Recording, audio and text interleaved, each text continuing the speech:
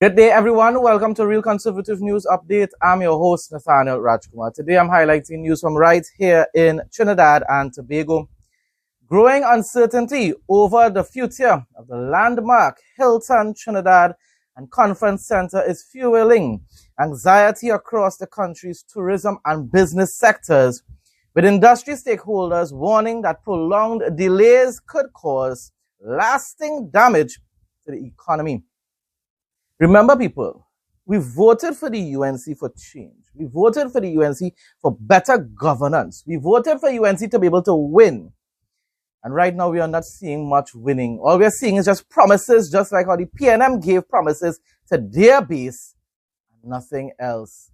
It's beyond disappointing what is happening at this point in time. We are hearing people, I believe it was Swarat Singh, that's saying about how the economy is booming and all kind of utter nonsense, right? I'm paraphrasing, of course, he didn't use those exact words. But how it is you can say something like that when so many businesses, even large businesses, are leaving the country or restructuring, and then so many individuals are unemployed. Up to last night, I saw a man who was he's a single parent father, struggling, and he's crying out to society for help. And he's saying that he's wishing that he's thinking about doing certain things, even though he said it's in his mind, but he will never do it because it's wrong. I wouldn't repeat exactly what he said, but he said that this government is making life harder for so many people. And that is a fact, because they claimed to be, and they were in the past, the party for the poor people. Now, I'm telling you, Kamala Prasad has transformed this UNC into the PNM, whereby it's basically their friends and families and the upper class that are benefiting from whatever deals that they are making. Because the poor man is suffering. The poor man depends on labor work, on maintenance work in order to be able to earn an income. You come with meaningful jobs, preaching the gospel of meaningful jobs, Kamala. But what exactly meaningful have you given to the wider population of 1,600 people? And now from what I've read online, that program might end up being scrapped as well. I hope that is not true though. But all I'm showing you all, now even with this Hilton issue continues to be quite concerning. Hilton has been part of our history from independence. Right? Since we became an independent nation. Are you going to allow this to really happen, Kamala Prasad Bisesa? We continue to hear promises. We are having talks. Month after month. All we hear from you all is that we are having talks with these various industries, various organizations, various companies. You're having talks with Nestle. Everybody you all having talks with, and no actual kind of agreements. No actual real agreements that can convince these companies to remain. What is going to happen to Hilton? Are you all really going to allow them to leave?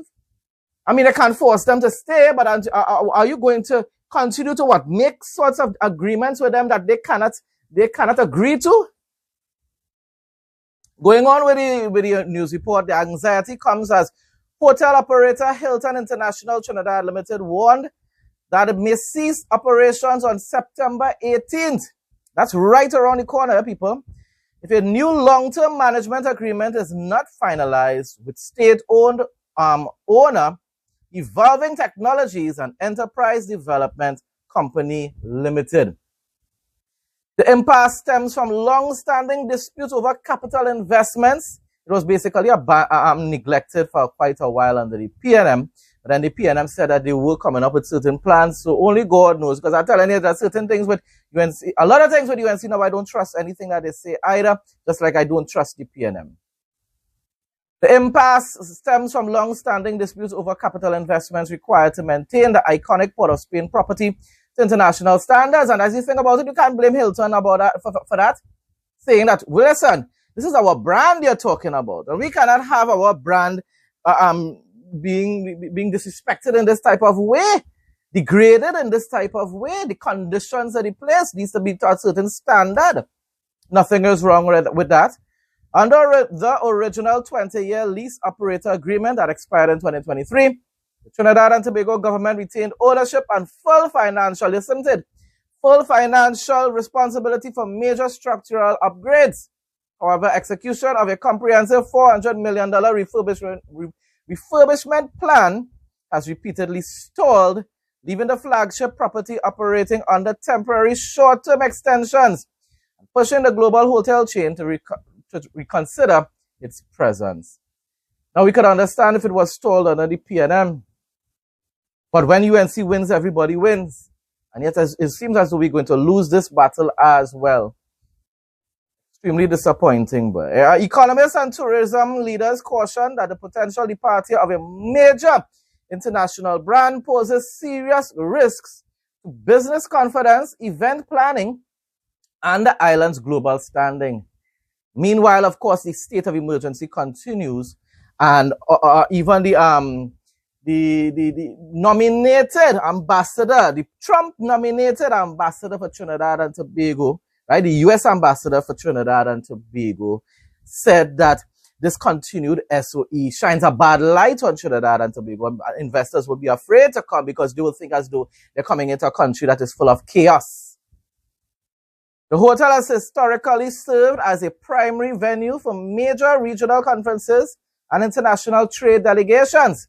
Industry experts warn that losing the Hilton banner would signal instability to foreign investors and hinder broader efforts to revitalize Trinidad's tourism sector.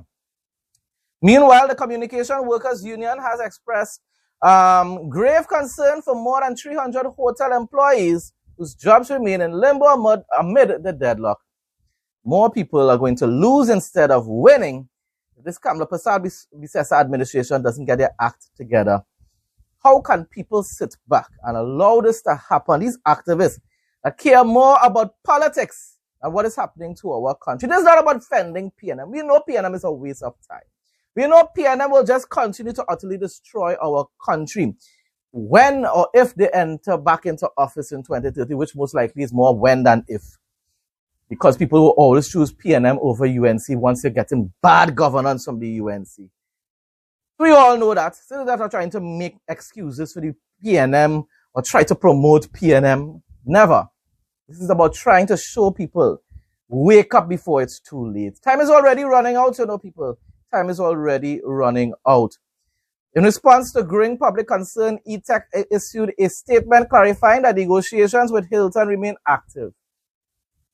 You see that we're telling you, taking people for fools. You're taking people for fools because if it is the Hilton, the people that own Hilton are saying that they may end up leaving in September. We don't want to be here about negotiations. We hear the same thing about negotiations even with Petrotrin. Time passing with that too. I'm telling you, all we hear is talk, and more talk from this administration. In response to growing public concern, ETEC issued a statement clarifying that negotiations with Hilton remain active and in their final stages here. How long now it's in final stages?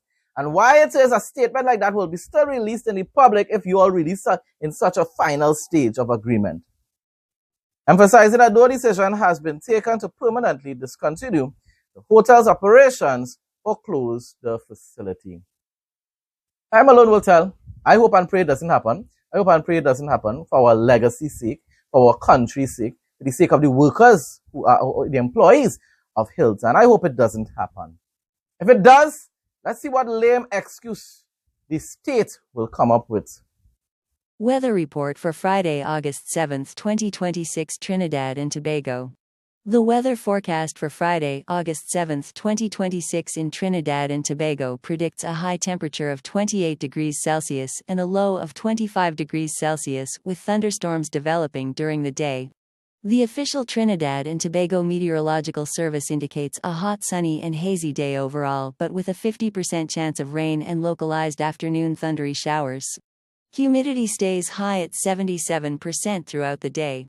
Wind will be blowing from the northeast at 12 miles per hour, but it can gust up to 40 kilometers per hour near heavy downpours. The UV index reaches an extreme level of 10 during midday sun exposure, requiring high protection. A mild to moderate concentration of Saharan dust remains in the atmosphere, so sensitive individuals should take precautions. Sea states are moderate with open water waves hitting 1.5 meters to 2.0 meters.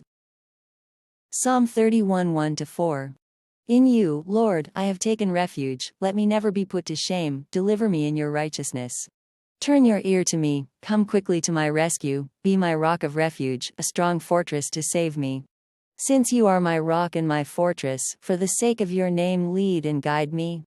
Keep me free from the trap that is set for me, for you are my refuge. Lord, I take refuge in you. Be my strong fortress and save me.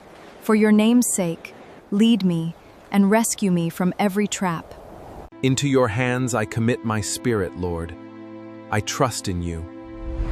You saw my anguish and set my feet in a spacious place.